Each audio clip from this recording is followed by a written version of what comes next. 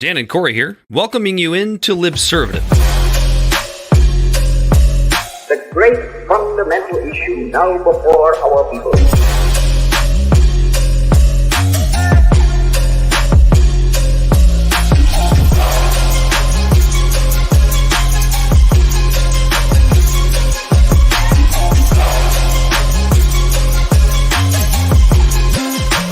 We, the people, cannot turn back.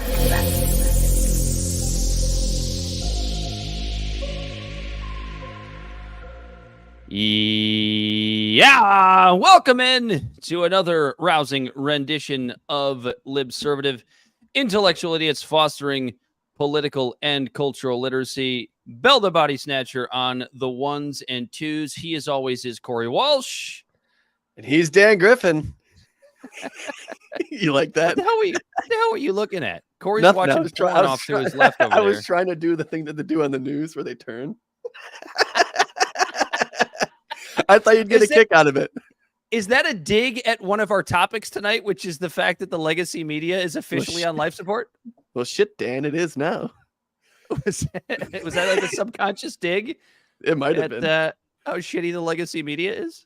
That and a mix of what I'm really trying to do right now is buy some time so my pages opens up so I can share the tagline for the show. Oh, that's fine. Because while you're waiting for that, I will set up what we have to talk about this evening. First, we're obviously always, as we always do, we are going to do what we learned in school this week. Got to set that up. I've never set that up. I don't know why I felt the need to do that tonight, but I just did it. So fuck off. We are going to be discussing the troops that were attacked at a base that wasn't a base, that is a base, but isn't a base in Jordan. Why so secretive? We're gonna discuss that in detail, I believe, this evening, and the fall of the legacy media, the absolute super. Probably shouldn't say the four-letter word. Taylor Lorenz decided to put out a video earlier this week discussing the collapse of legacy media, and yeah, you can't say that word. That got Charlie the Duff canceled. Yeah, I don't know which four-letter word I was going to use. There's one that begins with a C and another with a T. I'm not sure exactly which one I wanted, so I just decided not to go with either of them. Yeah, she's or a awful. B. There's a B one. And we're actually going to put... No, you know what? That's actually a lot. I think, isn't that word more derogatory than the C or the T at this point? What, brat? Yeah. The Texas versus the U.S. government 2.0. Isn't this great? We're having another Texas revolution down there at the border. That's going to be just a wonderful story that Corey knows a little bit more about than me, so he's going to carry the lead on that one. And then also in Texas, the government, big government, I should say, is keeping the homeless hungry. If we get to that point, that is a story we've been meaning to cover here now for a few weeks. But it is a story that can wait if need be. But anyway, do you have the taglines ready now, Corey? Libservative Podcast is found on all social media and podcast platforms. Our website is libservativeshow.com. We can be found at Libservative on Facebook, YouTube, and Twitch. Instagram and Twitter at LibservativePod. Our TikTok videos can be found at Libservative Podcast, and you can reach out directly at libservativepod@gmail.com. Subscribe today. The answer is yeah, Dan. And all of our listeners will be happy to realize that we will not be playing forward down the field this week because our Detroit Football Lions engaged in one of the greatest playoff collapses of all time. So that was fun to watch on Sunday. But now we can all move on with our lives. You live by the Dan Gamble, you die by the Dan Gamble. Yeah, well, we'll talk about that another time. Corey, what did you learn in school this week? Oh, Jesus Christ. I'm putting you on a spot today. Like, you need to be on your game. 1 minute. All right. You want to know what I learned this week? This some shit. That nostalgia fuck yourself is, so to set it up, the reason why I even started going down this rabbit hole is someone mentioned Taylor Swift, because that whole Taylor Swift Kelsey thing is going on. And it's almost like the LeBron James thing now. Like the people who are hating on her are just as annoying as the people who love it. Or you know what I mean? But it made me think of a song by Taylor Swift from like 15 years ago that me and this Teardrops on girl. your guitar. No, our song. Like our song is a slamming screen door. You know that Yeah, one? yeah, yeah, yeah. Or Tim Anyways, McGraw yeah. when she was a That country album. artist. Back when she was a country artist. Yeah, it was me and this little fling I had back in the day. That was the song. And it just set me on a whole nostalgic path that led into thinking about, when you're like 20 years old and how much simpler life was. And it got me thinking about the idea of nostalgia. And so I started looking into nostalgia and stuff and how, basically, if anyone doesn't know the word, nostalgia is a feeling of longing for the past, often associated with happy memories. And according to some research, but so this is what got it interesting for me is nostalgia and all the emotions it stirs and that hard, the hard punch feelings you get with it is believed to be an evolutionary trait, Dan. And that it is believed that nostalgia can help people feel more connected to their social groups and communities, which can be beneficial for survival. For example, nostalgia can help people feel more optimistic and inspired, which can lead to greater mental fortitude. Additionally, nostalgia can help people feel more connected to their cultural heritage, which can provide a sense of identity and belonging. However, it is important to note that nostalgia is not always positive and can sometimes lead to negative emotions such as sadness or regret, or probably putting your mouth on the Do you? on the So boomstick that's end interesting. of the ouchie You know side. what that You know what that brought into my brain was like, do you think that what you just said about nostalgia being an evolutionary trait, do you think that has anything to do with like generational warfare? Like, you know how like you're a millennial, you talk shit about Gen Z. You're a boomer, you talk shit about every generation because you're the most entitled generation in the history of all time. I said it and I mean it. Uh, but even what I just said, like generational warfare might have a little bit to do with that nostalgic effect Like, that you're oh, talking the about. good old days. Well, what's interesting too is like because of I also was reading about this is so with the uptick of or the huge influx of social media and stuff like that, nostalgia is used more of a tool of like a drug by marketing groups and different things like that now more than ever. It Because makes complete sense because you think about music, right? Mhm. There was a study that came out not that long ago. I forgot who it was by or where it was from. I'm sure you can probably look it up. But after you turn 25 years old, you generally stop like consuming new music. Like you might hear new music that you like, but it's never going to have the same effect on you as music that you listen to in your teenage years and in your early 20s. And I know that that's true because like I still listen to the same music that I listened to when I was 25 and younger. Oh, really? Like and I appreciate like newer music, but I don't actively seek it out. Like if I'm sitting here playing on my pool table or whatever, like I want to listen to something that I'm familiar with that I know I've always enjoyed. And I feel like that's true. I feel like that's how most people operate. You know what's weird is I remember reading an article something like that around the age of 25. And I've like it's always stuck with me. And so like I'm constantly trying to find new music. But But are you at the same time, are you actively seeking it out when you're around a bonfire or just chilling with your homies? No, you're playing the no, music that I'm you've always playing the liked and music I always listened to. like. Or Yeah, or I would play a radio station of a song I like to play stuff at least similar to it, and let it go. Yeah. you know. But yeah, I'm typically digging through the crates, trying to find new music. I pick up vinyls and stuff like that. But yeah, no, music is one of the things as evidenced by how this even started for me was a song with music. But it's just interesting how, and I was thinking about this is the fact that like kids our age, I feel like you always see them posting stuff and we're only in our 30s about like the 90s and things like that. And I think nostalgia is we feel nostalgia at a younger age because of the fact that social media is constantly in our faces for the sake of something like what happened or like Facebook every day gives you your memories of that day throughout the years. Yeah, well, it's interesting because we say this all the time. Through you We don't say it all the drinking a time, but I beer in know the we've said it. bar. It's like, damn, I that was know fun. I remember those days. I know we've said this a couple of times on this show. Fuck, now I lost my train of thought. Anyway, go ahead. I was done. That's You were done. I'm Shall we lost. move on to I'm lost in what I learned in school melancholy this of week? yesteryear, Dan. Oh no, I remember now. Now I remember what I was going to say. Look at About millennials and about how we are the last generation to remember what it's like without the internet in our pockets. Mm-hmm. So like there is maybe there is like a nostalgia that came upon us a little bit earlier in life than maybe it did for previous generations, because like we're the last generation that was like, dude, fucking go outside. Like we had video games and stuff, but it was always, you had to be in the house with your friends, socializing, right? Yeah, while playing those video games. Yeah, You had to be in the they were same in place. the house, and you had you had the LAN going on. It wasn't Even before online. that, like where you were just playing 2-player Sega Genesis, at your house, just playing Mortal Kombat or whatever.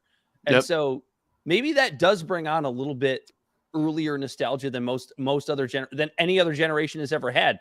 Because we're like, I actually take pride in the fact that we are going to be the last generation that actually remembers a life without cell phones in everybody's pockets, and then particularly smartphones in everybody's pockets. And then we watched 2,000 people die on live TV, and it all went to shit.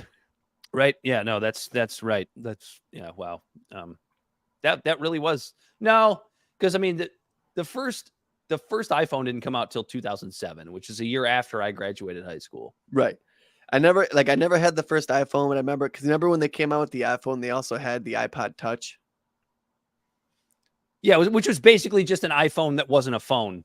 Yeah, because I had an think iPod about what an Touch. iPod Touch was. Yeah, I had the same thing. You Yeah. could still hook it up to the internet. You could still use Twitter and all that stuff on it, but it didn't have a cellular connection. Yeah, I remember being pissed, but happy at the same time, because like I was saving up money to buy a Xbox, and then my iPod broke. I had the iPod video, and you had to have a new iPod. I had to. I remember my old dad going, why do you want that crap? You paid how much for that thing? What I learned in school this week was a little bit more lighthearted, so maybe I should have gone first. I learned. Don't worry, we got bells after you. That's true. So hopefully his is a little more lighthearted. So we'll sandwich mine in, which is the not so good one. Oh, he's backstage shaking his head. he's got a tough one too. What I learned this week is that there is no limit to using drugs. Well, that's true, but quote unquote, far right wing / fascism as a trope to push your agenda. Those words. How do I know this? I don't know if anybody has seen that these German farmers are running around Germany as essentially a protest against whatever you want to call it, climate justice, because they're farmers and they want to do their fucking job and they want to do it well. Yeah, and they're trying to levy food. A bunch of taxes against them and stuff like that, right? Yeah, and it's diesel fuel tax. And... yeah, it's all climate change stuff to where your food's going to be more expensive. It's going to make farmers' jobs harder. So what are they doing? They're rolling into these fucking bureaucratic buildings and dumping manure and shit all over the street. Throwing shit around like a bunch of goddamn monkeys. I think it's fucking hilarious and fantastic. But what do you think the German government is saying about these people, Corey? They're calling them far right. And I look at that and I go, if there was ever going to be one country that wasn't going to throw far right or fascist, just throw it around and throw that term away as if it's meaningless, I would think it would be the Germans. I was wrong. The Germans. I was wrong. They are doing this to these farmers. So there is. So if the German establishment is willing to just throw far right around as an insult because they don't like what these people are doing, even though they're probably in the right. I mean, obviously you can have a debate on that, but they're probably in the right, small r. Anybody will do it. That's what I learned in school this week. Fascism and far right as a trope, as a weapon, as a tool to demonize people, regardless of what their actual political affiliation or what their actual, I guess, end game is. If the Germans do it, we're all fucked. Is that fair? Is that a fair assessment? I don't know. We saw Canada do it. You see Yeah, it get but thrown around here a lot. Canada didn't have a bunch of Nazis running around killing Jews for 7 years. Did you see the trucker protest, Dan? I did see the trucker protest. But did you see all those fascists out there? The Germans, where you cannot even use Nazi symbolism anywhere unless it's for like documentary style purposes, or there are exceptions for being able to use Nazi imagery. Obviously, it's really hard to write a book or do a documentary about the Third Reich without, showing some Nazi imagery. But those are like the only exceptions for utilizing those things. But yet you're going to sit there and call farmers that are protesting your idiotic policies that are going to make your people starve. I always found that kind of weird. Right? You're essentially calling them Nazis. Go for it. I always thought it was interesting that when people are protesting government overreach, whether you agree with the protest or not, you could be completely against the protest. I never understood of them arguing against less government. People arguing for less government being grouped in with fascism. Because fascism, like, what's the definition of fascism? It's about like oppression, right? Like government oppression. It's centralized power. Yeah, centralized power used in force of oppression or whatever. If you're arguing against more government, I don't know. It's just, I don't know. The word, it's one of those words that lost its meaning. It's frustrating because like there are fascists out there. There are fascists out there. There's true fascism. You got someone trying to use the power of the government to oppress you. That's fascism. Happens all over the country. I'm all over the world. Sorry, I didn't mean to use to an American centrist view of the world that we're the only ones that matter, but you get what you're picking up what I'm laying down. So according to Merriam-Webster, fascism, if you define it as and Merriam-Webster has changed some definitions to a piece of Merriam now recent times. A political philosophy, movement, or regime, such as that of fascisti, that exalts nation and often race above the individual, and that stands for a centralized autocratic government headed by a dictatorial leader. So the often race part was added. That's not the traditional definition of what fascism is, but it stands for centralized autocratic government headed by a dictatorial leader. That's fascism. Yeah.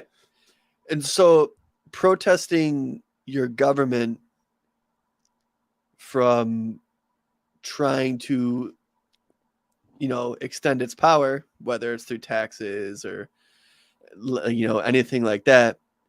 I just don't think people understand the definition. Yeah, like, it's not fascism. You can call it stupid. They're literally out there throwing shit around.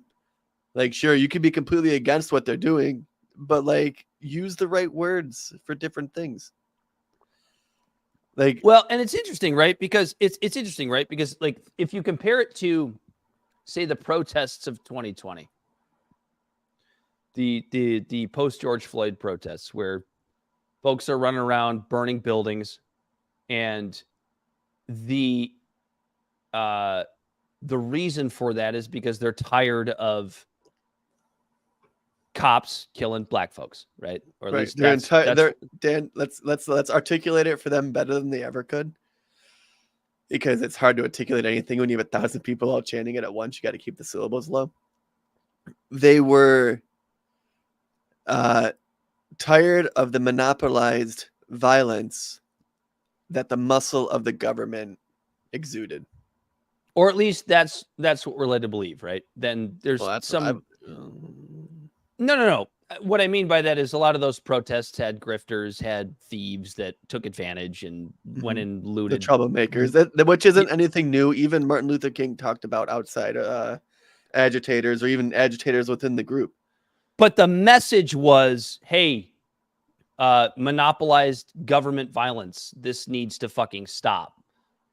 Whether you want to say against black people, poor people, doesn't, whatever angle you want to take on it, right?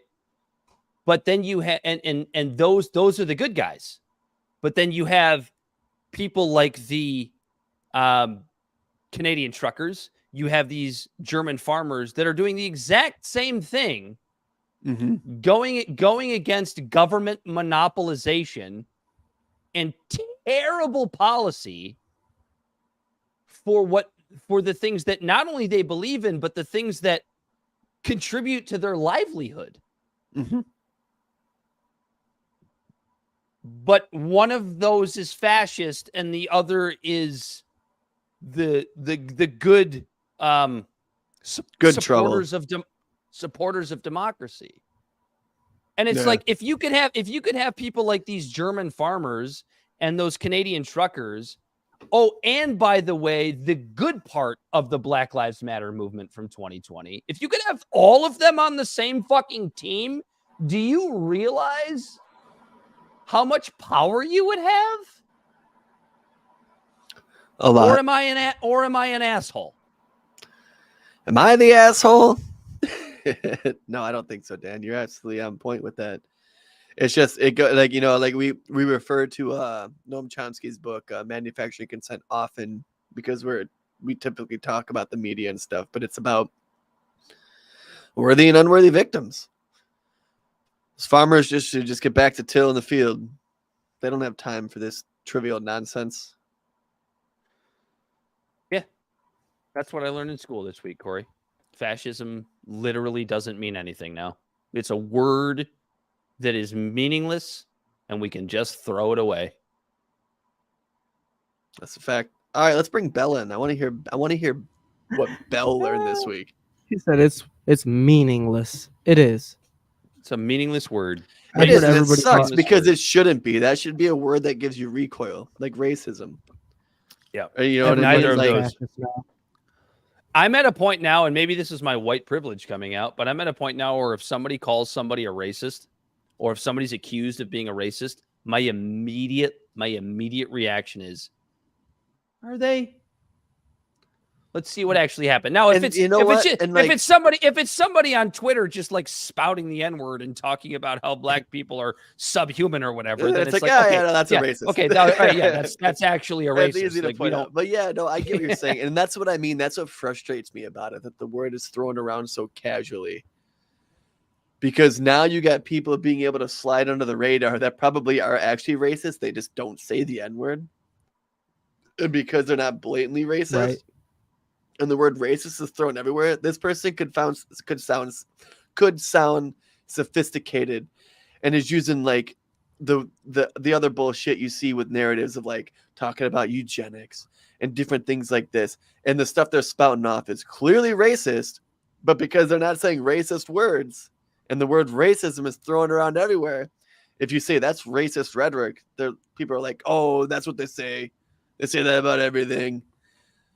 And it's frustrating to me because it's like racism does exist and it's real. And Corey, don't talk about Charlie Kirk that way live on the air. What's the matter with you? oh, fuck that guy. His face is too small. His face is way too fucking small for his big ass head. Oh God, it's weird. His face is like scrunched together, so like look at my triangle here, my eyes down to my mouth. His are like condensed down to here, but he has the same size. He looks head. like a cartoon. Yeah. He does. Yeah, Charlie- we're never getting invited to Turning Point USA now. So Oh, that's- bummer. Ooh. That's a shame. Oh man. Mel, what did you learn in school this week?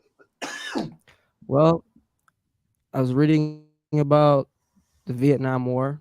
It lasted 20 Oh. years. We were in Afghanistan for 21 years. We were in a lot of places for a long time. And a lot of wars lasted a long time. What was the shortest war? Do you guys know? I would say that we were involved in the United States, or No, the shortest war ever. Wasn't there like a Ever. Wasn't there like a 28-day war? The Or, 6-Day War. Or the 6-Day War, yeah. So Zanzibar used That was to be that their was own with nation. that was with France, right? No, it's I not. don't It's- remember who was involved. France used to be or Zanzibar used to be like their own little country, and Britain tried to take them over naturally. Obviously, the story is more complicated than that, but they gave them an ultimatum to give up their leadership pretty much at 9 o'clock in the morning, and instead the Zanzibarians were like, "Nah, we're gonna get all of our slaves and our citizens to defend our castle." And at 9 o'clock, the British declared war on the Zanzibarians, and by 9:46 a.m., the Britons had taken over the entire island of Zanzibar, making the war, the Anglo-Zanzibar War, last 46 whopping minutes. Wow. So it wasn't the 6-Day Huh? War. 46 minutes. That's what I learned.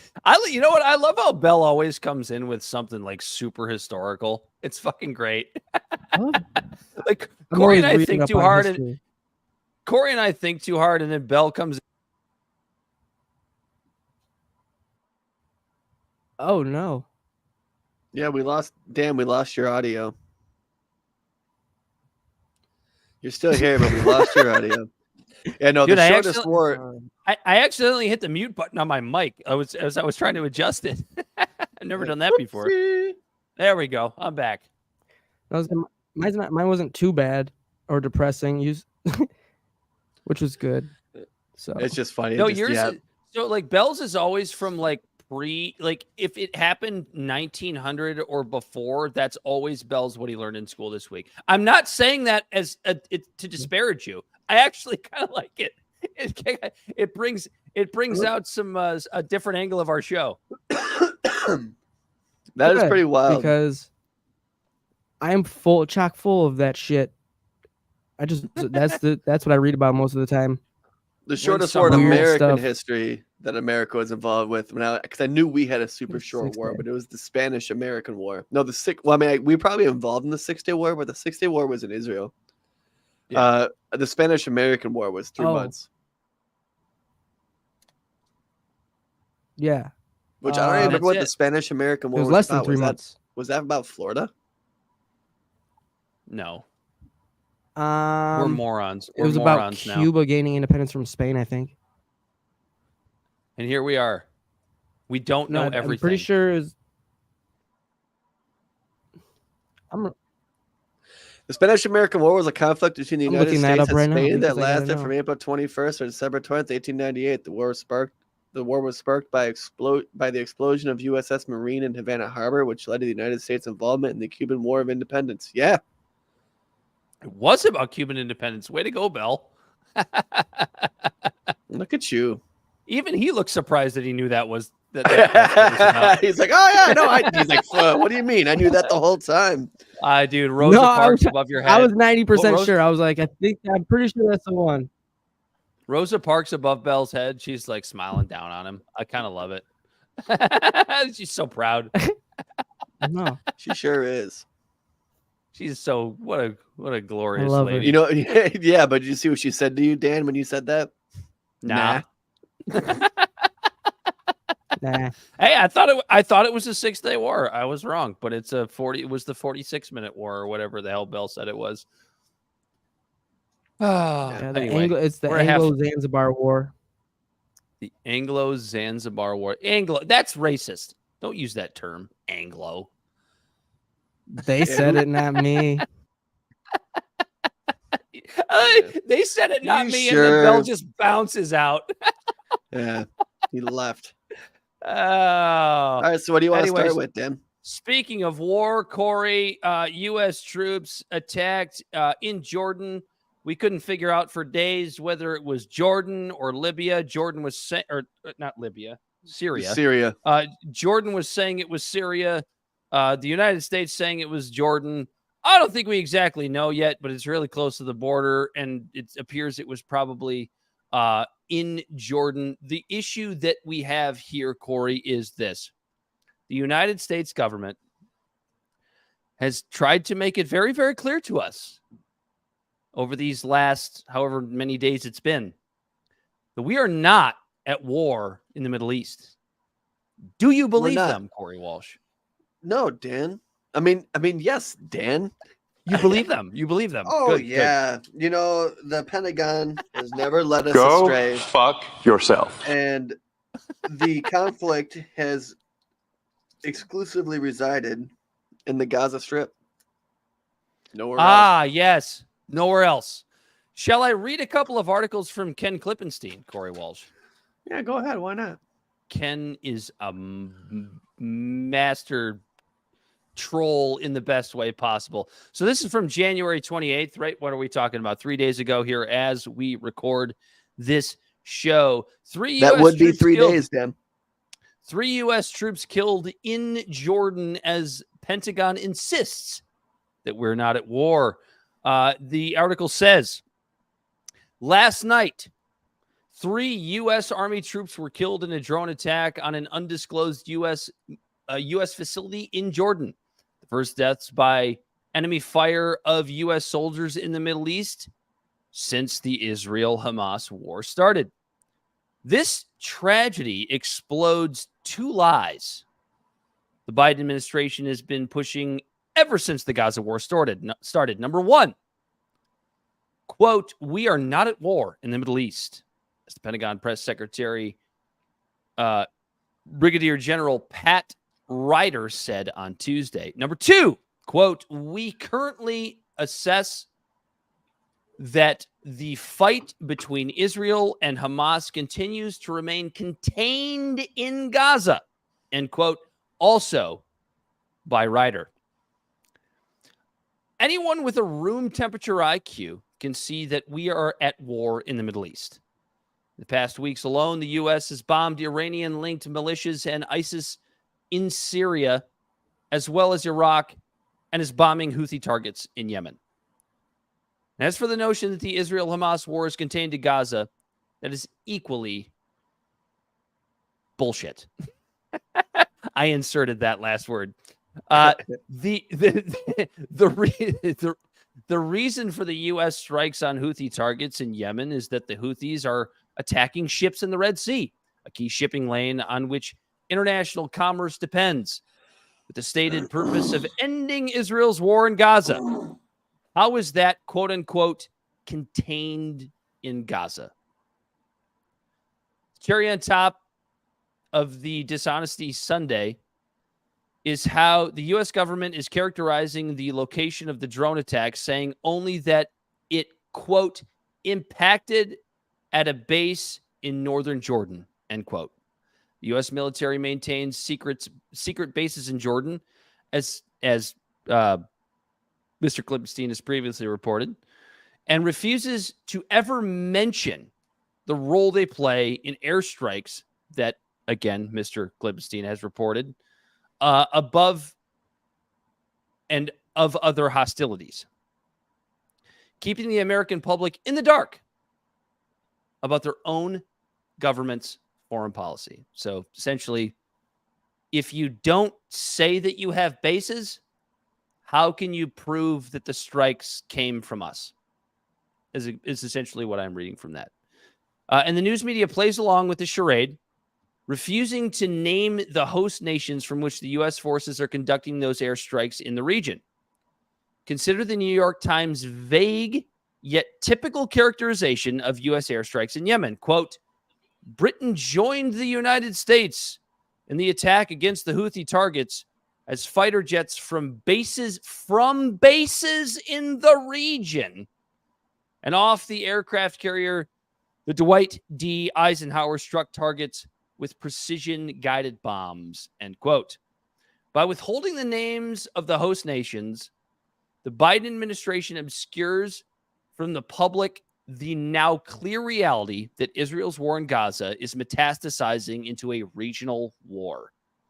So the Pentagon gets away with conducting high-profile airstrikes from nowhere, constituting a foreign policy attributed to no one. There you go. Sounds so about right. I look at that, and what I see is this, Corey. I see that the warmongers in the United States government, they actually have learned their lessons from the Iraqi and Afghan wars.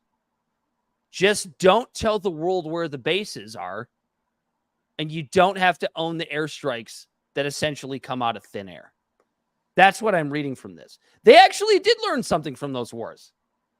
They learned how to basically conduct warfare without having to say to us that they're conducting warfare. Is that not how you read that? Absolutely. And this is just another example of when the government gets bigger, it gets more and more ineffective, because the original rule for America was, if we go to war, Congress has to approve, right? Right. But then I think it was under Truman first, because it was the Korean War. Because what we ended up doing was we muddied that very black and white line with things like police action. This is a police action. This is a conflict. It's not a war, because a conflict doesn't have to be approved by Congress. Mm-hmm. And then when things like that happened, instead of our government going, nope, how about we just had a lot of soldiers die? How about no matter what, anytime boots go on the ground, it has to be approved by Congress. So instead, they started adding rules and different like stipulations to it, to where it's like, well, if the troops are on the ground in a certain area for less than, let's say, 180 days, it's either like 90 days or 180 days or something like that, that then they don't have to report it until like the 180th day. So as long as these troops go in and out within 179 days, it's fine. And then another loophole they use is they don't bring in actual American soldiers. They'll bring in American citizens who are mercenaries or contractors. And because it's not the army on the ground, then we don't have to report it. And it's just insane to me how our government could just literally put their foot down and go, enough of this. If troops are going over there, then it has to be approved by Congress. That they try to add more and more and more and more rules to an already adequate rule, to the point where now we just have bases all over the fucking place. Tower 22, that's what this base was called. You and I never heard of fucking Tower 22 until some of my fellow Americans died there. And these guys who died, they weren't even like frontline soldiers. They were fucking forklift operators, essentially. I don't mean to downplay what they were engineers. I don't mean to downplay what they do, but their infantry that they were a part of, they weren't Forrest Gumping it, climbing in rabbit holes.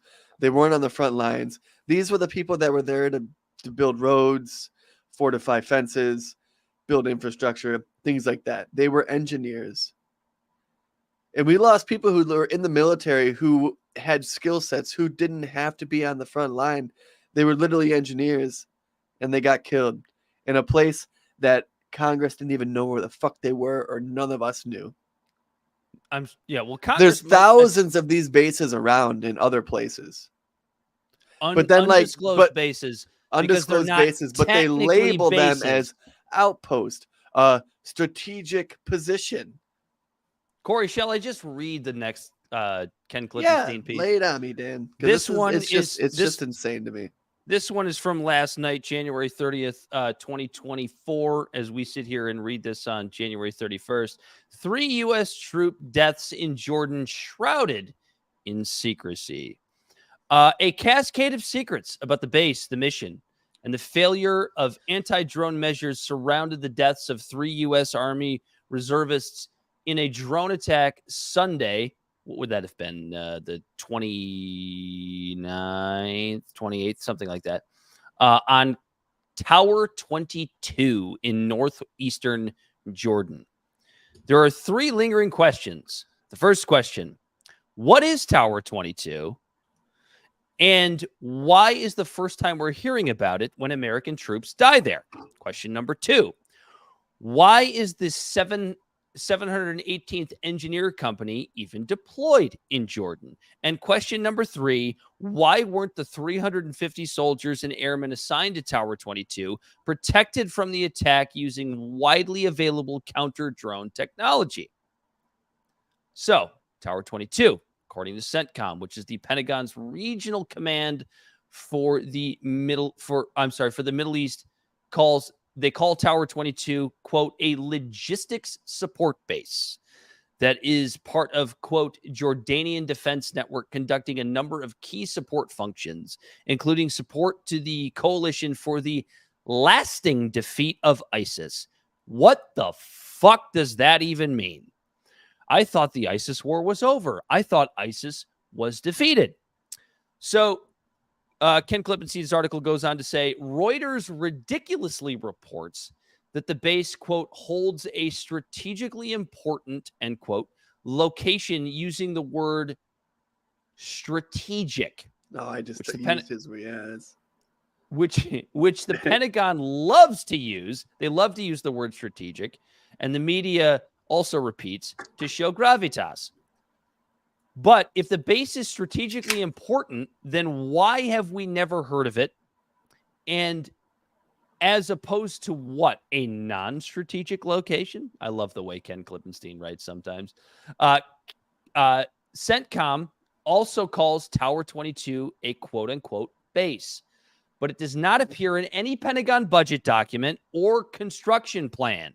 Undoubtedly, if I called out Tower 22 before Sunday and called it a secret base, the Defense Department would have howled that it's not a base, that it's just a facility, or it's just a tactical outpost, or a cooperative location, or a contingency deployment, or a deployed location, or even part of the Jordanian Defense Network, which is what it says about this desert mirage, which is to say that even in their forced explanations, they're obscuring more than explaining.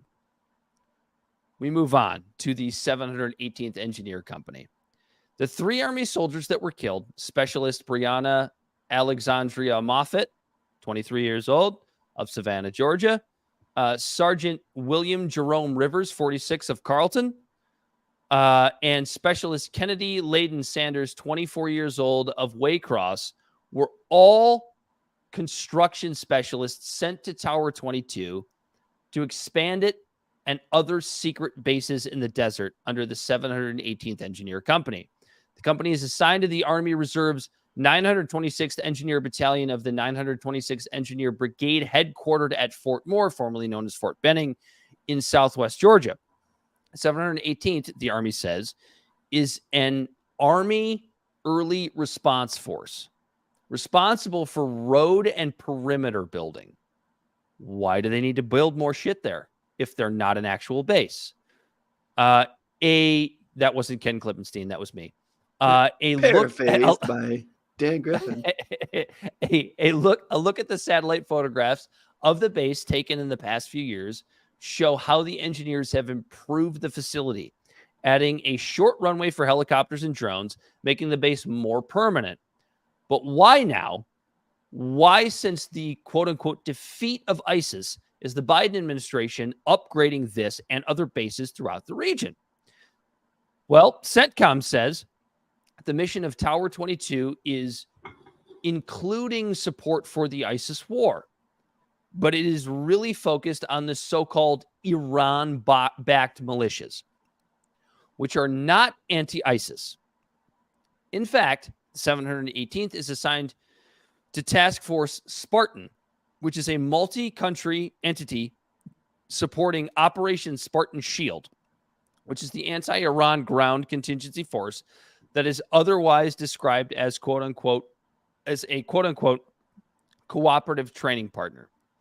Headquartered at Camp, I can't pronounce this word, Arifian in Kuwait, Spartan Shield has soldiers deployed from Jordan and Iraq in the north to the UAE, Qatar, Saudi Arabia, and Oman in the south.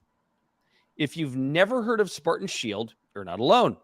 It is one of the half dozen quote unquote operations taking place right now in the Middle East. Those include Operation Enduring Freedom, Inherent Resolve, Poseidon Archer, Prosperity Guardian, NATO Mission Iraq, Sea Guardian, Safe Haven, whatever the operation supporting Israel is called, and various other secret special operations. Think that Spartan Shield is static? Just in the past 6 months, Spartan Shield has hosted war games with its various quote-unquote partners, including Arabian Gulf Firing Drill 2023G, Eagle Resolve, Iron Union, Al Adheed 23, Live Fire Exercise Al Tahrir, Emergency Deployment Response Exercise, High Mobility Artillery Rocket System Rapid Infiltration Exercise, Crisis Response Task Force Training, and Combined Arms Live Fire Exercise. Quite a spectacle to Tehran. Yeah, imagine all of these things going on in your backyard, people. Imagine if you're Iran and all of these things are taking place right next door. That was me. That was not Ken Klippenstein. I'll continue. But don't ever call them quote unquote US backed Jordan or quote unquote US backed Kuwait or quote unquote US backed Israel, for the Pentagon wordsmiths would complain. Now we move on to countering the drone. The Pentagon was quick to leak the attack on Tower 22 as a result of quote unquote confusion, as a US drone was operating around the base and defenders mistook the attack drone for the American one.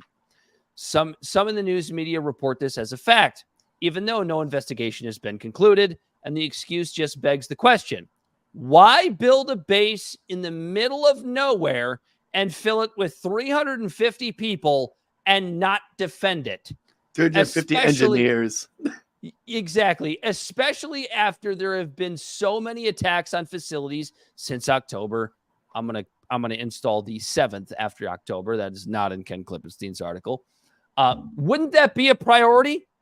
The Army and the other military services are spending hundreds of millions of dollars on quote unquote counter unmanned aerial systems to face the very new capability, one that has demonstrated in both the Hamas war and Ukraine. Wouldn't protecting this outpost be a priority? I think that's a perfectly reasonable question, Ken. I'll move on. The Facebook and Instagram pages of Task Force Spartan are filled with pictures of counter-drone hardware in the desert. The task force even conducted Red Sands 23.2 in Saudi Arabia late last year. A live fire counter UAS, which military speak stands for just counter drone, exercise at the Shamal 2 range. Counter UAS is a bonanza for the defense industry, and the gizmos are being demonstrated to quote unquote partners to find buyers. But for protecting soldiers sleeping in the primitive container housing, not such a big priority. And that's it. Dan, all I gotta say is why is Iran keep putting their country so close to our bases? Close to our military bases, dude. I don't know, man. It's crazy. China does the same thing. Why do they put their fucking country so close to our military bases? Close to our bases. I think that's actually a Mike Metzger joke, but it's a good Kurt one. Metzger? Kurt Metzger. It's a Jimmy Dore Kirk Metzger joke. Yeah. Why do you put your country so close to our military bases? Like this is not that hard to figure out. Number one, the folks that the same folks that got in trouble for exposing the Iraq and Afghan war, they learned their lesson. They figured it out. All we have to do is just not talk about it, not report our bases, not let anybody know where these airstrikes against the Houthis and other people are coming from. And what that also does, Corey, is now that you actually have a drone attack on a U.S. base in Jordan, now, because nobody knows that this base existed before, now guess what you get to do? You get to paint Iran as the aggressor. Isn't that interesting how you get to do that? I know, it's interesting how they have this base close to Iran and then don't protect it, and then our soldiers get killed, and then we get to be like, Clutch your pearls. How could they kill our people? Like, at the same time, it does suck because Absolutely. are I feel terrible for the soldiers and their families, and they were engineers used as essentially thrown out as cannon fodder. Here, go build this secret base that nobody's going to know about because we can't let the American people or the West know that it's there because it makes us fucking look bad. And then they get bombed by a drone, and now we're supposed to go, wow, those terrible fucking horrible brown people in the Middle East. Wow, they're just so terrible for the blowback that comes against us. It's not. And then you got that fucking doofus Lindsey Graham in the court or in hearings right now, clutching his pearls, crying about the children and oh my God, because kids are using social media when they all tell these kids to be like 13 to 16 or whatever, and parents don't give a shit and let their kids create an account on there when they're under that age, and then they're buying drugs or talking to adults about like gross shit.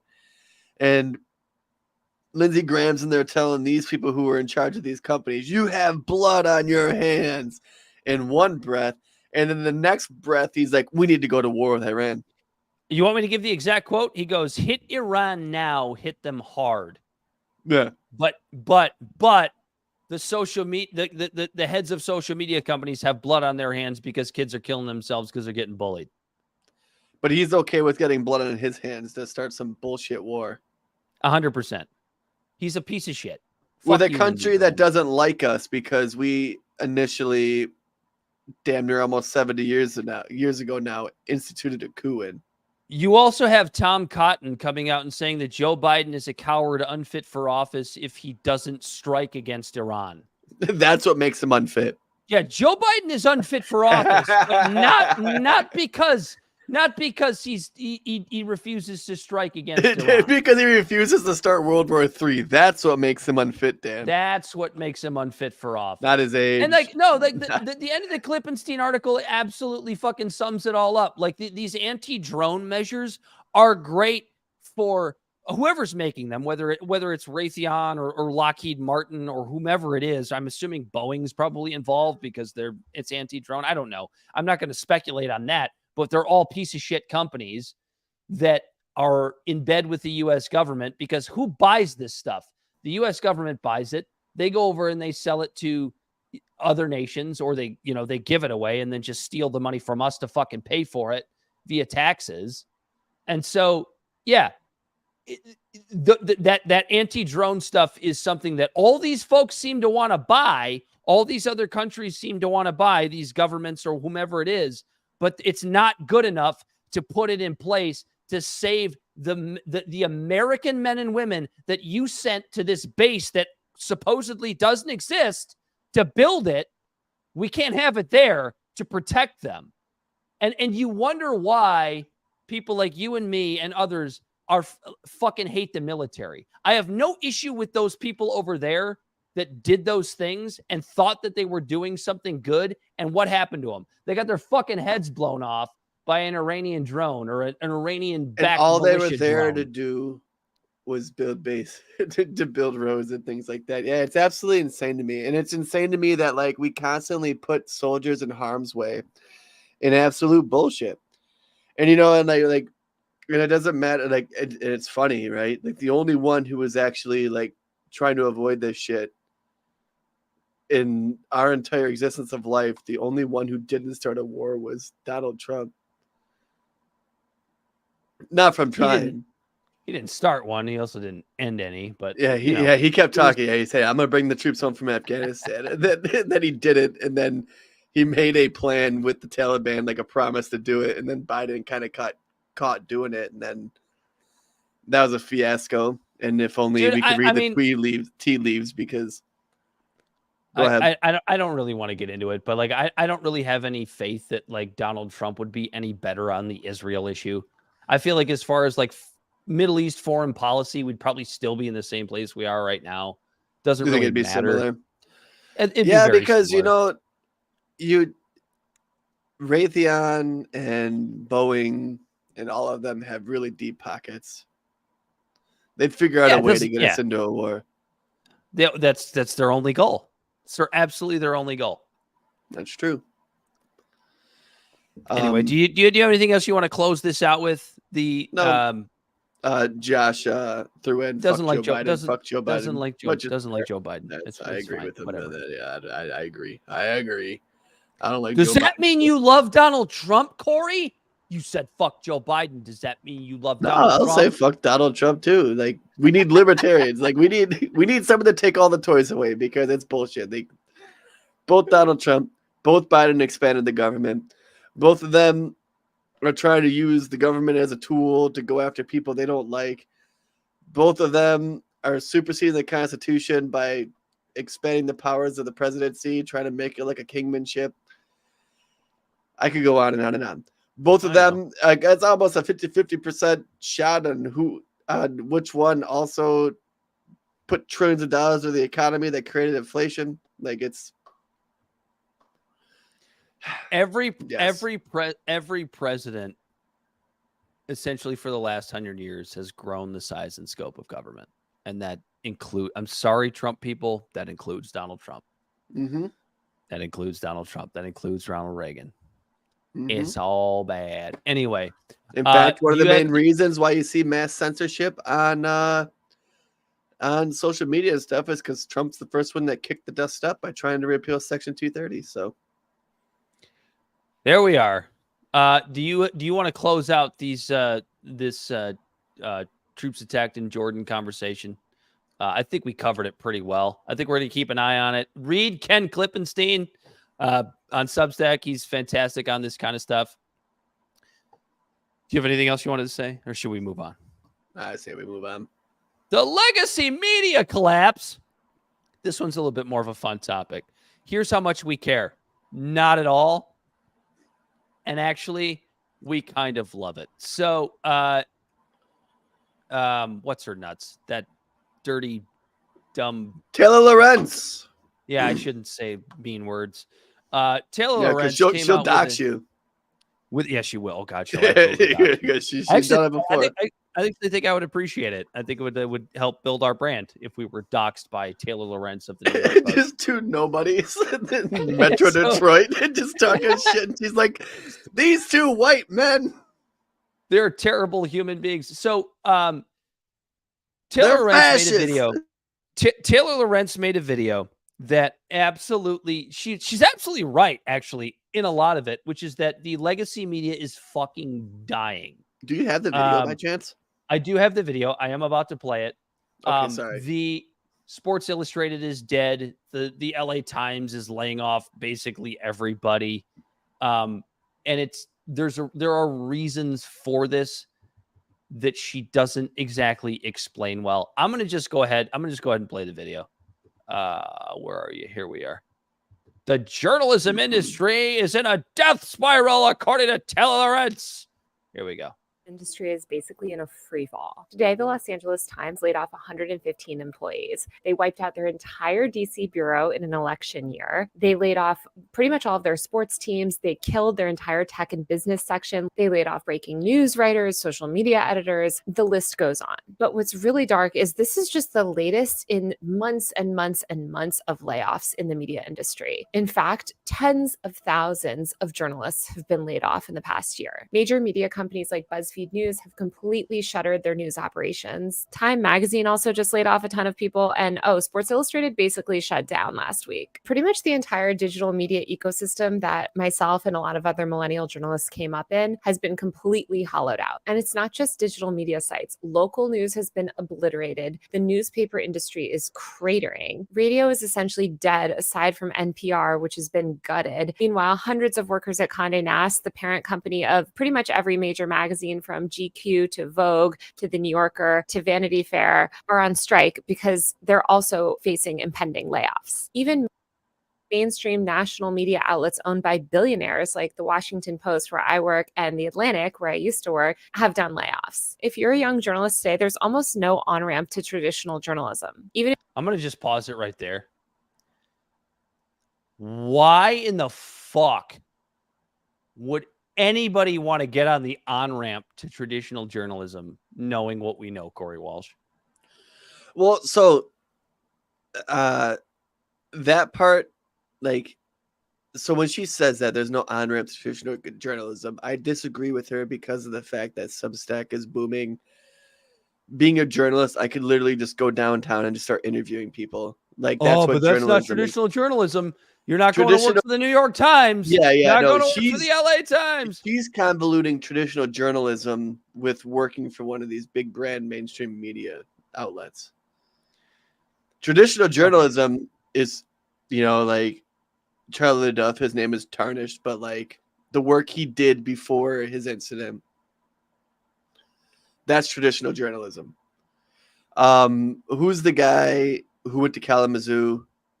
So hold on. So it doesn't even matter. So what you're saying is Jordan Harbinger. Not Jordan Harbinger, Jordan Sheridan. Jordan Sheridan, yeah. So what you're saying is that, like, what she's describing is that that these legacy media companies have actually abandoned traditional journalism because they don't fucking do journalism anymore. Right. None of them do journalism. Like, if you read the book Hey Inc. by Matt Taibbi, traditional journalism used to be like a low-paying job, a dirty and gritty guy going down alleys, trying to get a scoop, trying to go and get the next story, hanging out in dockside bars and smoky side rooms and things like that. And then traditional journalism turned into hobnobbing with the elitists and hanging out with the politicians and things like that. Her idea of traditional journalism is wrong. Yes. And the on-ramp to that that's is exactly down. right. Yes, and nobody with wants that. to get on that ramp. Nobody wants. So But I one understand thing- your point now. Yeah. But one thing that does scare me is the fact that we have a lot of people in podcasting and a lot of people like us and a lot of people who are like acting. I feel like some of them are acting a little high on the hog, on the idea that, like, oh no, these mainstream people are dying and things like that. But if we do lose independent, because we're all getting our source feed for our news outlets that we digest, and then we turn around and share, is based on the work of people who are putting, their feet to the pavement and going and doing Absolutely. this. And if that does die out, eventually our well of people like us who are just doing commentary on it does dry up. And that is concerning. But I don't know if that actually happens. Bro, I just read 2 great pieces by Ken Klippenstein, and you're trying to tell me that's going to die? I don't think so. Right. Yeah, no, and you're right. And it's probably not. It's going to be different. It's going to go, it's taking a different form. And what I think she's pissed off as she talks about coming up in the millennial thing, she came up at being a millennial. She came up becoming a journalist in the era of where everyone had a desktop. She's a blogger. Like, right. Like, yeah, Get blogging outta is here. dead now. Blogging is vlogging now. Not like it went from BLOGGING to VLOGGING. Like people still sharing their information is still there. It's just in video form now and the forms of YouTube and TikTok and Instagram. she gets And into Twitter. that. Shall we continue? She gets into that. And she does, but what I'm saying is it sounds like she missed the next train and now she's just upset about it. Just like the legacy media who refuse to embrace the Just internet. like how, and legacy media is upset they didn't keep up with the times. She's upset she didn't keep up with the times. Let's see what All else these is- different websites she mentions in the beginning, like, yeah, she's right, they're dying, but that's just not what we're doing anymore. Let's see what else this pod person has to say. You didn't you got to hold on. reshare it. Hold on. Would I be got you. without There we go. journalists. And let me There we just go. preface this by saying, for people that don't know my background, I did not go to journalism school. I built my own audience on the internet. I came from outside journalism and started as a blogger and then entered into legacy journalism, a system that I have been incredibly, incredibly critical of pretty much my entire career. So I'm definitely not okay. some mainstream media defender. And I think the rise okay. of citizen journalism on apps like TikTok, Instagram, and elsewhere has overwhelmingly been a positive thing. The journalism industry is overrun with elite, underqualified glorified Go rich, fuck entitled yourself. nepo babies. Okay, and that part of it is terrible. But that's not most journalists, and the majority of journalists losing their jobs in situations like this are the working journalists that are doing these investigations of police brutality, or investigating corporations, or holding power to account, or doing really thoughtful, brilliant cultural commentary. I don't want to live in a world where all of the news is delivered through 60-second TikTok videos with retention editing. And I think So can I just say this? If okay, so let's just take Taylor at her word here, that the folks that are losing their jobs are the folks going out and doing good journalism. Why is that not the journalism that is pushed by the publications that hired them? Right. Because if it was, more people would read it. And the other part of this is nobody trusts the publications that you work for anymore because you lied to us so fucking often. I mean, I'll just go back to what I remember, which is the Iraq War. It started with the Iraq War. Then you had, then you had Afghanistan. You had, I mean, I can't even think of all the things that are popping into my head right now. But you had Afghanistan. You had, obviously the COVID lies were some of the biggest ones. And then you sit there and you go, these journalists are fucked over because I don't know why no one trusts these outlets anymore. Yeah, they got like, maybe they really are doing great journalism, Corey. Like they really might be, but nobody's gonna read it because of the fucking name of the publication at the top of the fucking headline because of all the lies that we're told. Does that not make sense to you? No, it makes complete sense. All right, I'll continue. I think there's a ton of really talented journalists that are also just not great, like social media people. I think of some of my friends who are journalists who do really deep investigations or local reporting, or sit through hour-long city council meetings to, hold some local politician to account. That's really important work, and it's work that somebody should pay for, and it's work that's not rewarded by these social media algorithms. That part I do agree with. I would love if everyone could become independent journalists, but the economics are just not there. It's really hard to amass a subscriber base and then retain that subscriber base over time when you're doing. I'll pause. You had something to say. They are there because we're doing it right now. And we're not journalists. We're commentators, but still. Yeah. Is that all you had to say? No, they are there. Like you got Substack, Twitter is starting to try to create to roll out their own thing similar to Substack, and like people have everyone just independently has to do their own work. We're watching the pillars that are holding up this tower fall apart. We're watching people independently rebuild it in their own means. Like look at, for example, hold on, Corey. This is brilliant. This is brilliant. So Corey Klobnak says every time she says something I agree with, she discredits herself in the very next sentence. He basically took the words out of my mouth. I feel exactly the same way. I feel exactly the same way. Thank you for the comment, Corey. Anyway, what were you saying? We're seeing the everything reshuffle, right? Like for example, look at Breaking Points. Breaking Points is independent journalism, and they bring in. And they have this little hub that they bring in other independent journalists like Jordan Sheridan. They bring in people like that. Like they're at this point now where they're doing fucking focus groups. You know what I mean? And they didn't have any corporate backers. They didn't have any big money. They do it on a subscriber base of people who want to hear that. They took a big chance going independent, but I actually will defend legacy media in this way because Breaking Points came from the Hill. They built their audience through legacy media, realized they had a big enough audience to where they could leave what the legacy media was doing and do it on their own. Yeah. So that actually is a little bit of a defense for legacy media. And in some ways, I think I've demonstrated I cannot stand Taylor Lorenz. I have my reasons for that, which we'll get into maybe. She makes some decent points during this, but she is absolutely so lost and completely losing the plot on the reasons for why the legacy media is in the place that it is. Right. I'll continue the video. Here we go. You're doing Almost over. investigative work. And that's if you don't get sued out of existence, by the way, after you publish the first critical story of a billionaire. And I will admit, a lot of these traditional media companies have accelerated their own demise. They ignored the internet for years. They're She's right. condescending to She's content right. creators and people outside their mainstream ecosystem. She's right. They constantly kowtow to corporate and political power. She's They right. have these false and deluded notions of objectivity, which, by the way, doesn't exist. Yes, it and does. They It push a lot of exists. really Stop that. racist, sexist, regressive crap. But that's not even why a lot of them are going out of business. A lot of them are going out of business fundamentally because the economics of the media ecosystem are broken. Most news companies. No, they're going out of business because they told us lies for 40 fucking years. Oh God, I don't want to say the words.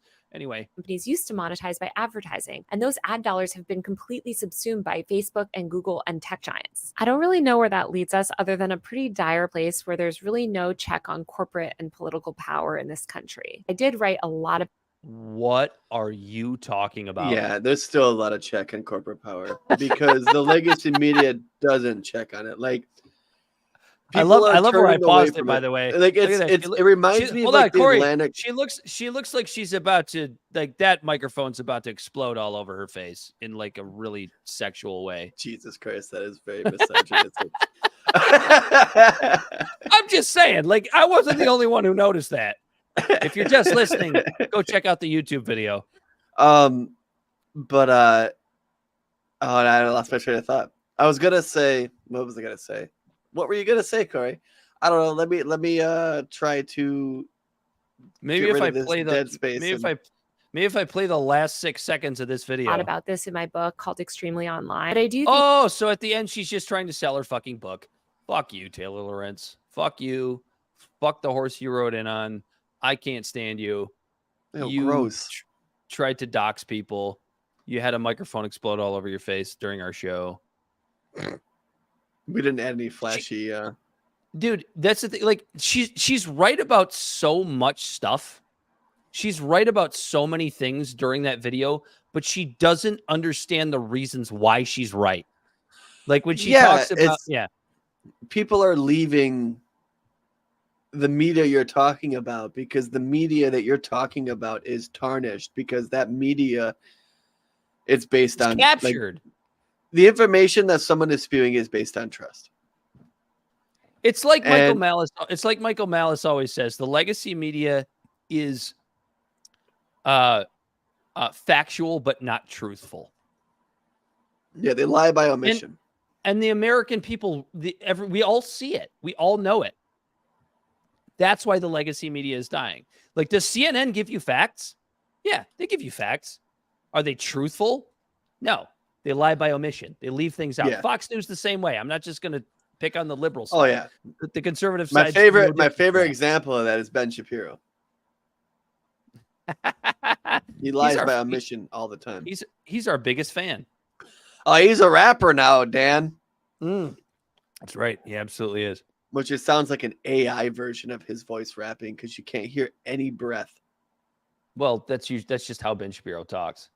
Yeah, but when you're when you're singing, you ever consider he just has bars? Oh yeah, he's got bars. He's got bars for not just for days, not just for days, Bell. He's got bars for weeks. It literally sounds like someone did an AI creation with his voice because like there is no point when he's like saying his bars that like when you're talking and like when you're saying things your voice does a different like pitch or whatever like as you're running out of breath like I am right now like I didn't take a breath so like I'm trying to push my words out to finish this sentence. You got to open up your nasal passage. And then you hear my breath. The reason why you can tell the Kanye West AI songs are AI or the Beatles AI songs are AI is because there's no pauses. There's no trailing of the breath running out or the inhale like in the audio. And Ben Shapiro's like feature on that song does the exact same thing. Like, because then right after you hear Tom McDonald rapping and you hear it in his voice before and after in the chorus, in his verses, all of that. But when Ben Shapiro does it, it just doesn't, it sounds robotic. So I have a conspiracy that he didn't actually rap that, but it was AI. It reminded me. You guys ever watched the epic rap battles of history? Yeah. That's what it that sounded like reminded going me of. back and forth. Yeah. Yeah, it was weird. That was Number an one on interesting iTunes. tangent. I get a little tangent on Ben Shapiro rapping. Yeah, you know, like me. I like music. We're supposed to believe that we're supposed to believe Taylor Lorenz when she talks about the collapse of legacy media. This woman who doxed people. Like, she's part of it, and she doesn't even realize that she's part of the collapse of legacy media. She Yeah. doxed the libs of TikTok lady. It turns out that, I guess it turns out that when you put out a shitty product, you lose business People don't like it.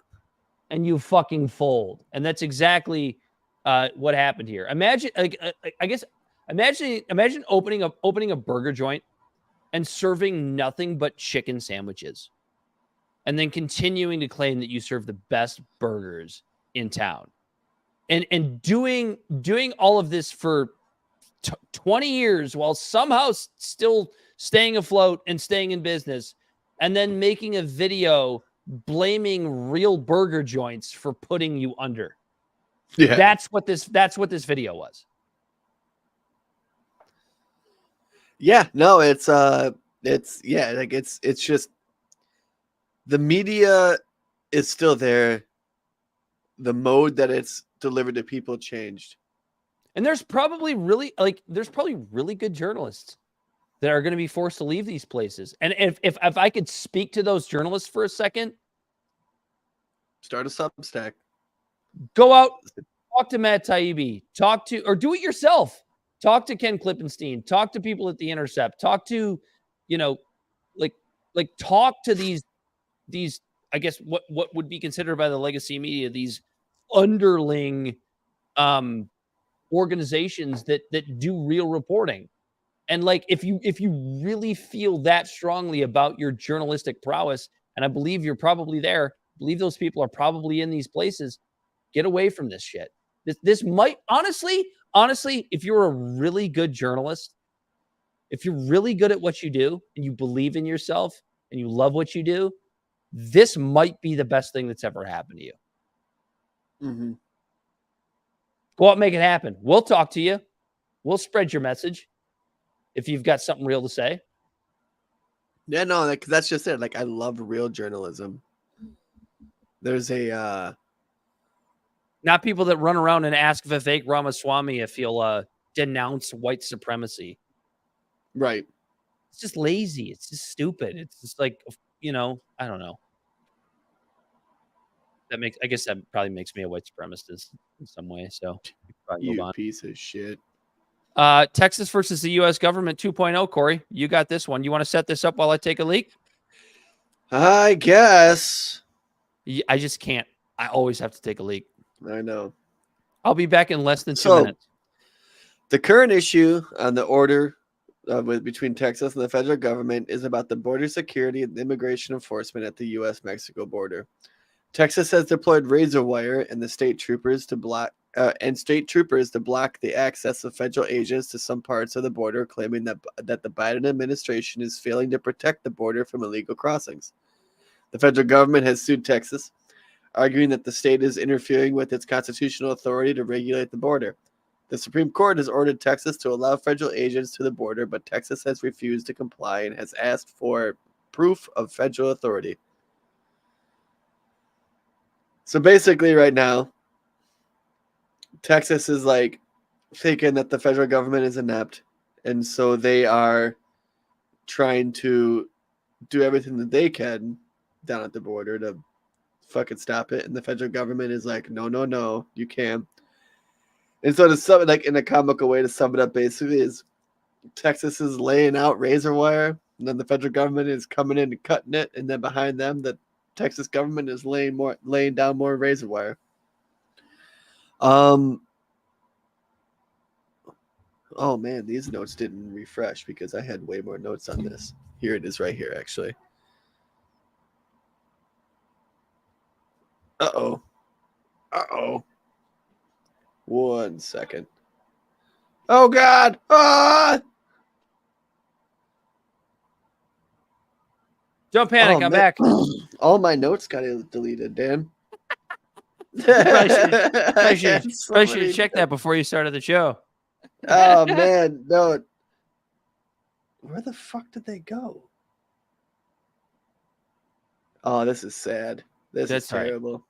That's all right. Don't worry about it. It's, so essentially, what you're saying is it's a war between Texas and the federal government, which I think is fantastic because we've already gone through this once in U.S. history, and it's so interesting because like just in the last couple of days, you can see the Biden administration kind of pivoting on border security. Have you noticed this? Have you been taking in, I guess, quote unquote, legacy media over the last couple of days? Right. The Biden administration is pivoting on this because it's an election year. So they need to make it look like they're doing something. And also, it's been an issue of quote unquote Republicans blocking things, which is what both parties do, right? Like, let's just pretend Trump were in office right now and there was an issue at the border. It wouldn't, I firmly believe this. As much as I hate Donald Trump, I firmly believe the problem at the border would not be as bad.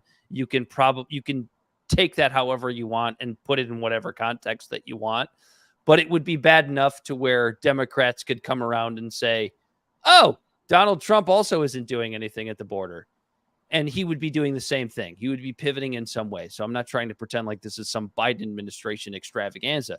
However, I do find it interesting that all of a sudden, all over legacy media, all you see is there's this push to get some sort of bill, whether it's tied to Ukraine aid or not, pushed to fix issues at the border.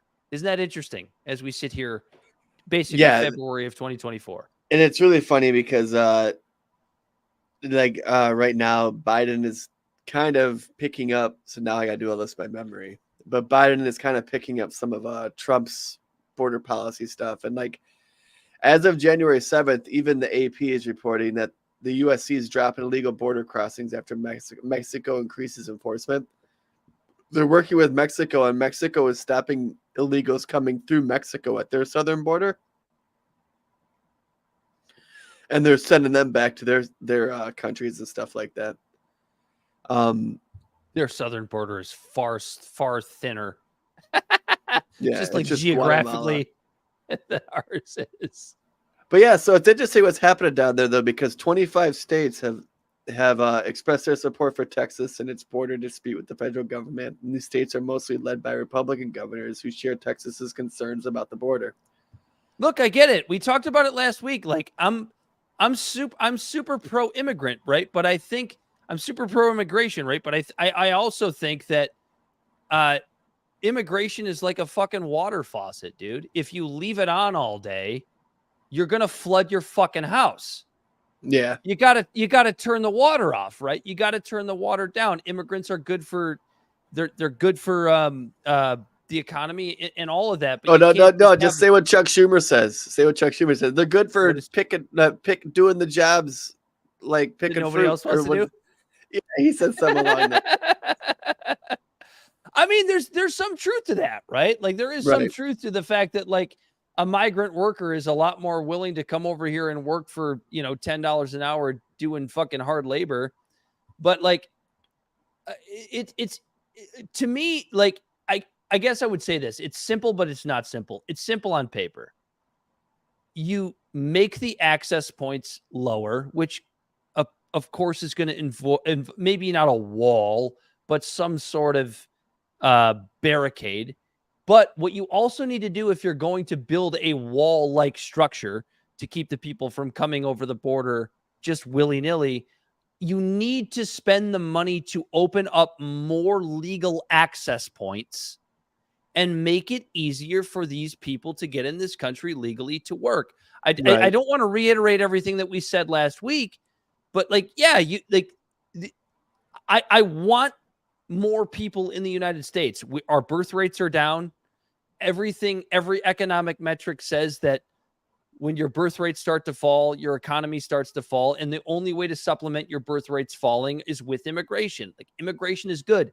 And that's what I think gets conflated all the time when we have these discussions. These are that's the thing that gets inflated. Oh, so you're pro open borders. I don't think that's what I fucking said. What I said was immigration is good, but yeah, it's like a water faucet. You got to turn it down a little bit sometimes. You got to do it like they did at Ellis Island. Island. You got to lift their eyes up. You got to check their teeth, make sure they don't got any diseases, and then you let them in. So, yeah, it's... I definitely botched it because I don't know where my notes went, but basically... That's all right. I'm actually kind of in support of Texas here. Like, when it comes to states' rights, absolutely. Like, yeah, no, like, who the hell is the federal government to tell people who live on the border what they're supposed to do with their property? Like, you hear all of these stories of like right now there's a story in Arizona. There's a rancher facing a murder charge because illegals came across his border, and now he claims that he heard a shot and he went out there, and then people fled, and then there was a body on his property. But then other people are saying that he shot an illegal immigrant that trespassed on his property. And it's like, either way, if we're at the point where someone has private property and a bunch of people are flooding from another country onto his property and he feels threatened, and now he's being charged with someone from a foreign country invading his personal property, that right away sounds like kind of weird, right? But if we're at that point, then something probably should be done. Our access points of entrance are obviously overrun to the point where we can't even do anything about it. They seem like they're all paralyzed where they can't do shit. But that's it's just insane to me how this is the point where we're at. Where now people are talking about a civil war, which this isn't at the same time, like, chill out. This isn't the first time Texas. This isn't the first time Texas stood against the federal government. Like, remember, it was under Obama, I think it was, with what was it? But it was federal aid. It was the Army and the National Guard. I remember seeing videos of it. It was on a bridge. Hey, Bell, if you can, look up what the standoff was with the federal government in Texas under Obama. There was something, I remember they were on a bridge. Something happened, but there were Americans or Texans. Something happened. I forget what it was, but it was like significant. But I remember seeing the footage. I can see it vividly. Fuck yourself. That's what Texas said. That's what Texas always says. Yeah, they're like, come and get. Are you talking about the standoff? Are you talking about the Bundy Farm standoff? Not the Bundy Farm standoff. It might have been. I don't know if it was that, but it was something in Texas. But like the National Guard, the Texas National Guard, and the Army, there was an actual standoff. But anyways, thank you, Elon. I'll take a look. But anyways, it cracks me up that, like, I want to pivot a little bit and discuss the idea that Republicans are using that, like, Democrats want this to happen because they want to change the census in their states so they get more representatives. Well, dude, no, and then, like, just to piggyback on that, like, it goes the other way around too, right? Because you have Republicans, so you have Republicans saying that they want to boost their census numbers or whatever, but then you also have Democrats saying that that it's Republicans that are blocking any sort of legislation that could keep the immigrants from coming in because they just can't work with Democrats. And honestly, both are probably true because both of these parties are fucking full of shit. Right. We know this. And so I'll get to that in a second if I remember to after I say this. But what cracks me up about it is when you look at all the polling time and time again, you're seeing more and more immigrants from Mexico and Cuba, Venezuela, and all of them leaning way more right and embracing like the Republican ideology versus the Democrat ideology, right? Like we see that in all the polls. Because they're leaving socialist countries that they hate. Right. So like, yes. and then, so that is the first, like, nick in the armor for the whole argument that Democrats want them in here. the second part of that is that I think that They that's might bullshit. though. They might. They just might be misguided. Well, no, they're not, because what is happening in all the sanctuary cities are democratically run. They're all trying to kick the immigrants out. Texas not governor trying- deploys state guard to stave off Obama takeover. And it's all politics. Bell sent this over. I don't know what this is for though. He just sent me the article. But I think that's what I'm talking about, because they deployed the Too long. Did not read. let me see if I can find a synopsis of it.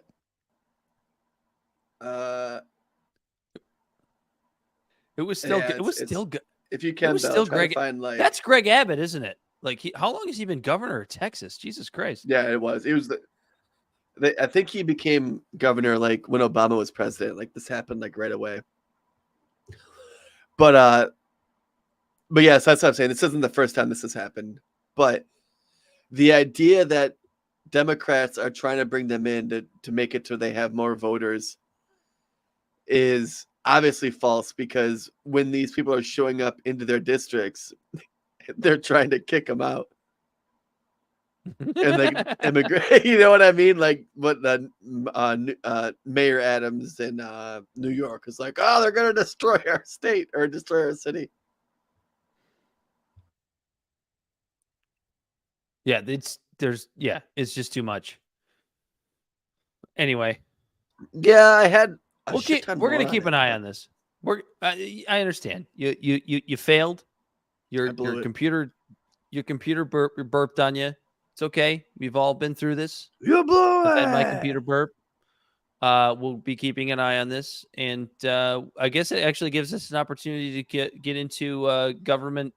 Big government keeps the homeless hungry. This is we can talk about this real quick because I know we're getting a little long in the tooth here, but it's a pretty simple story that's been going on now for actually a while. This is not a new story, but I don't know that everybody knows about it.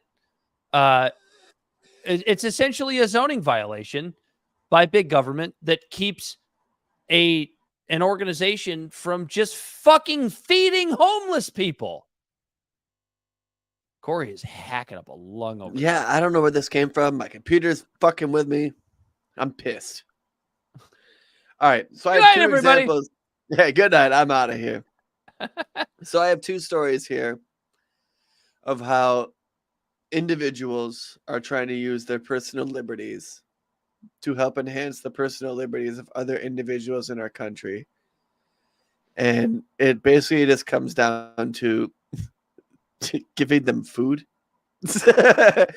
giving other Americans food. What an awful thing to do. And Big Daddy government is like, no, you can't do that.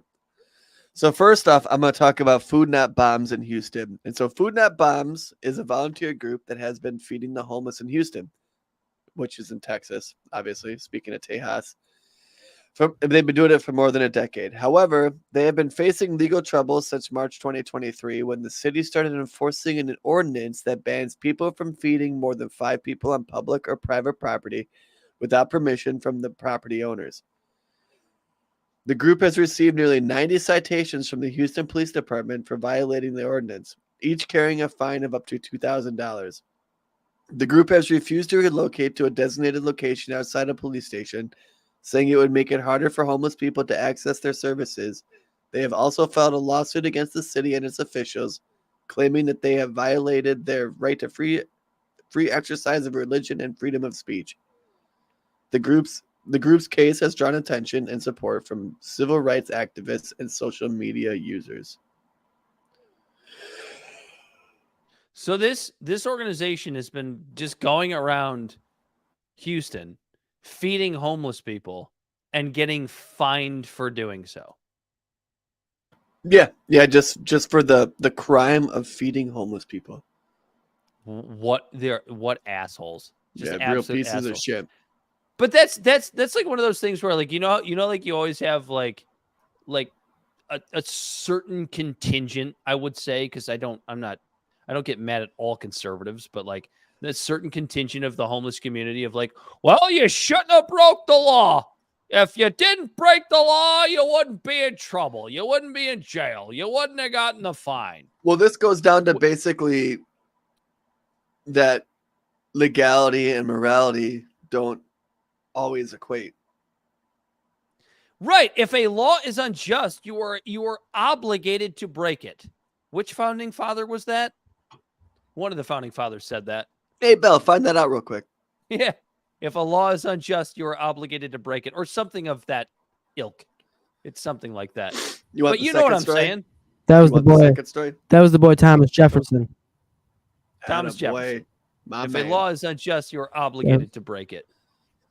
You want the Yep. second story? Sure. Because you know what? Because like for the sake of the argument, right? Like food net bombs Houston, it sounds like a pretty liberal group, right? Like it's a pretty leftist group. Like so someone on their right would be like, yeah, fuck those liberals. So that's fair. You know, like people, they're stuck in their ideological silos. So we're going to move on up to Ohio now. We're going to move away from Texas. I've been on Texas for a little bit. We're going to talk about Ohio. An Ohio pastor, The armpit of America. I'm sorry. an Ohio pastor was arrested for housing homeless people.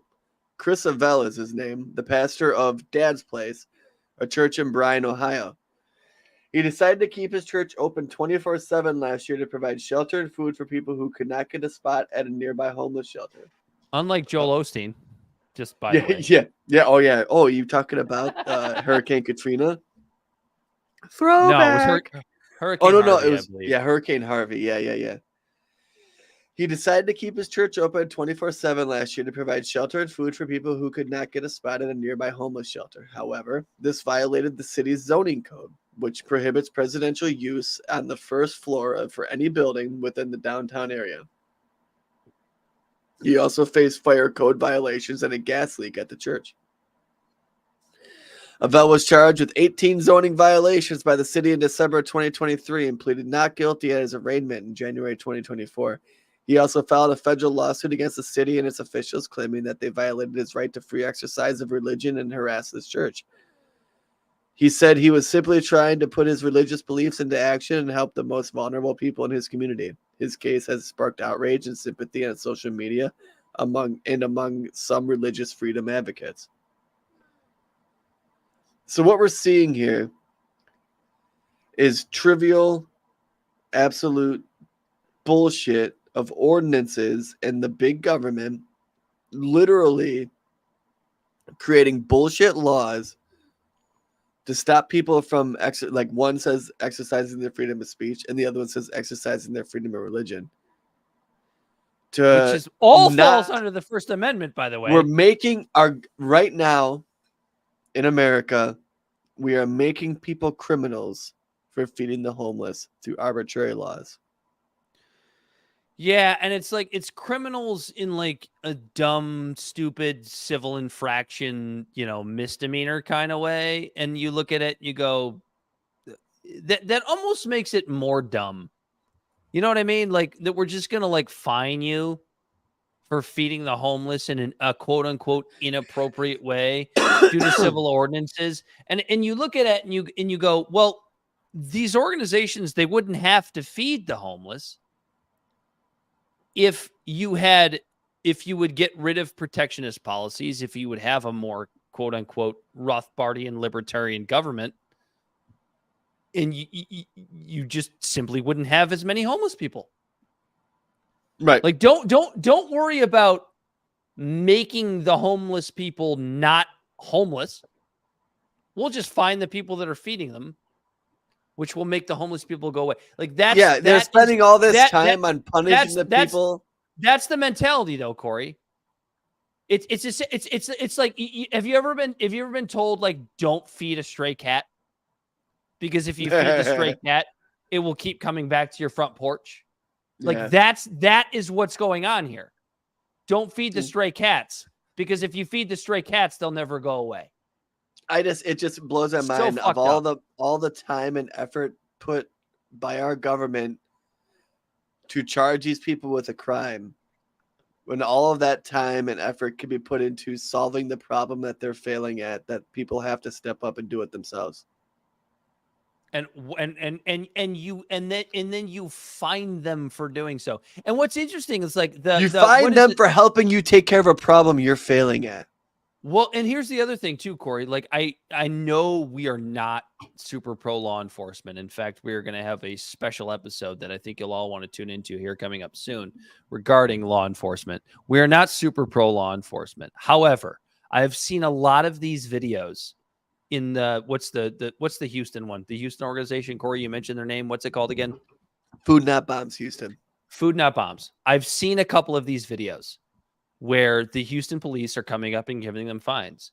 And you can tell that these police officers are not exactly pleased that they are doing this thing. But guess what, Dan? They didn't have to. I understand that. But you can tell that they're... But you also understand that's why people say ACAB. What's ACAB? Say it again. All cops are bastards. Understood. But if you humanize the situation and you put yourself in the spot where you're that police officer and you have to do it because you're going to lose your livelihood, right? Yeah. You're going to get fired. I saw some chump being a doofus and I got distracted. I saw some guy looking suspicious in an alleyway. You know what I mean? That's not the same thing. That's not the same thing as being called to a scene where you're instructed to give a ticket to somebody for violating an ordinance, and you're like, dude, I really don't want to do this. Fucking fight. You know what I'm saying, though? Like you. So they're just saying, I don't want to do this just to make themselves feel better. Can you humanize? Okay, so here's where you and I differ, and this is going to be in our special episode. Corey has no ability to humanize a police officer.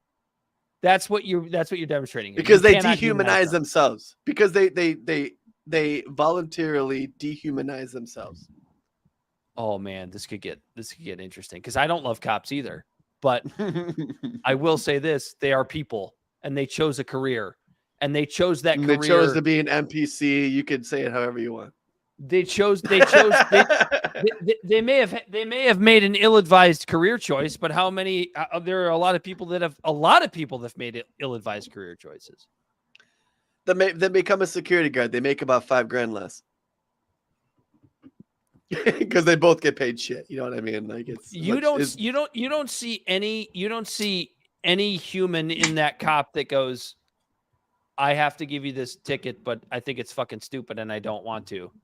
But if I don't, I'm going to lose. So So what is that supposed to do? Make the guy who's getting the ticket feel better? No, it's not supposed to. But it's supposed to make you understand that the guy. Or is that supposed to make him sleep better at night? It's supposed to give you the impression that the guy giving the ticket isn't the issue. It's the system that he works underneath that is the problem. Like that cop got into that job to do something good, and now he's sitting there going, seriously, I'm giving fucking tickets for people giving food to homeless people? Right, like the Nazi soldiers who said they were just following orders. Oh, Jesus Christ, Corey. Don't be hyperbolic. That is absolute hyperbole. That was hyperbolic, 100%. That is absolute false equivalence. False equivalence. I'll take that. I'll take it. Lay it on me. You're 100% right. But like, no, it's just like, oh, I don't want to give you this ticket, but here you go, officer friendly. Absolute false equivalence, and you know it. And look, maybe a lot of those. Yeah, cops, comparing them to Nazis, yes, was. But let's say this.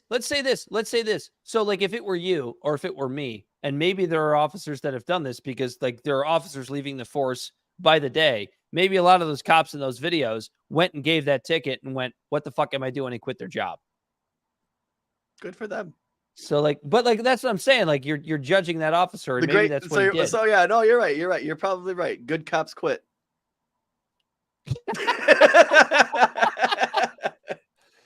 What if good cops quit their job? What if good cops try to change the policing system, but they can't do it because have you ever fucking seen American Gangster? Mm-hmm. Yeah, that's what happens to good cops. The Denzel movie. Mm-hmm. I haven't seen it in a long time, but I remember it being really good. Remember the good cop turned in all the money they found and everyone turned their back on that cop? I don't know. Corey, I will say this, and this is going to come up in our special episode regarding police. I think you and I do that. I think you and I pride ourselves on doing our very best, and we fail often. Both of us, you, me, Bell, we all do it, on not being absolutists. I think that's our number one I guess, thing. So maybe one other thing that does cloud my judgment on this is because everyone goes, oh, that's easy to say, but when you're put in that position, I used to work in the mental health field, and I used to work with people who had brain injuries. And it was this weird little cosmos of this oppression of literally treating these people like animals. And I put my job on the line often by flagrantly skirting those rules to help these people live a little bit of a better of a life, to where like I could have done these like, and it wasn't anything illegal. It was something as stupid as being able to go out back and smoke a cigarette when they were actual like human beings. It just silly things like that, and to where it's like I would have lost my job, but my moral compass, it was literally making an ethical decision of just letting this person being an independent human being or keeping my job. And I let that line go back and forth a lot, and just letting these people have some dignity and doing different things. And that's what's interesting. It's like you worked that job where you were kind of, I guess in some ways you were kind of like police. And Yeah, I they literally had you, us policing these people. I guarantee you that there are cops all around the country every single day that Probably risk doing their that same jobs, thing, that skirt the rules. And you walked away. You walked away from that career. Yeah, I did. And I think cops do that every single day. Like I am a firm believer that police officers, because I know cops. Right, but I guess that's what I'm getting at. Is like the good police officers are typically the ones that are probably not police officers anymore. But I still think there are a lot of cops that get into the profession with good intentions. The same reason people join the military. They might be they might be dumb. They might not understand what they're getting into. The road to hell is paved with good intentions, Dan. Oh, for fuck's sake. Dude, I know. I'm sorry. You're not sorry. What is it? My shit-eating grin? It's your my beard. shit-eating grin is superseding my feigned empathy. Remember, Corey, our goal on this show, maybe that's going to be the slogan in our rebrand. Striving not to be absolutists. We don't always succeed. I'm a free speech absolutist. I wouldn't say that. Why? Is that going to get me painted as a far-right person? Yeah, it makes you a fascist. Dude, I had that fucking liberal group liking my shit because I basically said the same thing. That group, your politics are based on loudly not understanding things or something like that. I was literally in there. Someone posted something about Hitler's speeches and how like it was the post was shitting on a right-wing group because they were pissed that Hitler's speeches weren't subtitled in the different documentaries and stuff you see. And I commented like, well, they absolutely fucking should be, and I went on my whole spiel of how like we need bad ideas in the town square along with the good ideas. So we have a baseline of compare and contrast, and you need bad ideas to sharpen your tools that combat bad ideas, and our whole spiel and all that stuff. Dude, yeah, but I can't say anything on that. I can't say anything on that. Look at me, dude. I'm fucking pale. I got blonde ass hair. Like I am a poster child for the Aryan race. Like I got green eyes. Like, it might not be blue. If you had my eyes, you'd be fucked. I'm a poster child for the Aryan race, so I can't say a whole lot when it comes to that stuff. I know. I used to be able to say, well, my hair is curly, and I have a little bit of, I have like 3% Jewish in me, so I'm Jewish. I'm kind of a minority, but now everyone hates the fucking Jews. So like now I'm just, so now I'm back at square one. Dan, now I'm back to saying, well, I have black family members. Oh Just ask Barry Weiss, man. Everybody hates the Jews now. That's not an indictment. I still love Barry. That He's was great. also a hyperbolic. I'm over here being super hyper and super. You are full. You are full of hyperbole tonight. Yeah, just when it comes to cops. Anyway, I was going to get into a lightning round, but I think we've run out of time. We're almost 2 hours like in. 2 hours into this shit. Yeah. Yeah, we'll try that next week. Stay tuned. Corey and I are going to have a special edition that is going to be podcast only. Actually, no, Bell will be there too, right? I always forget about Bell. Look, he's fucking drinking his fucking water bottle as I bring him in here. Yeah, like I'll a be giant there. banana. I'll be there.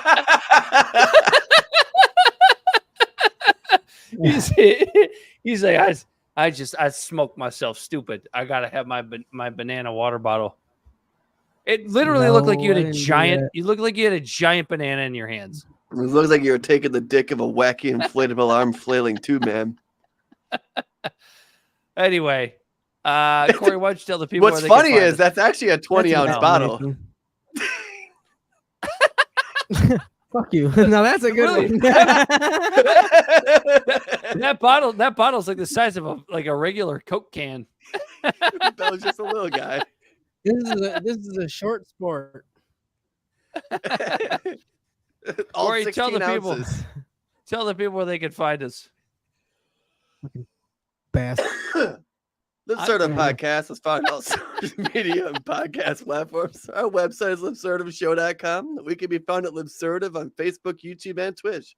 Instagram and Twitter at LibservativePod.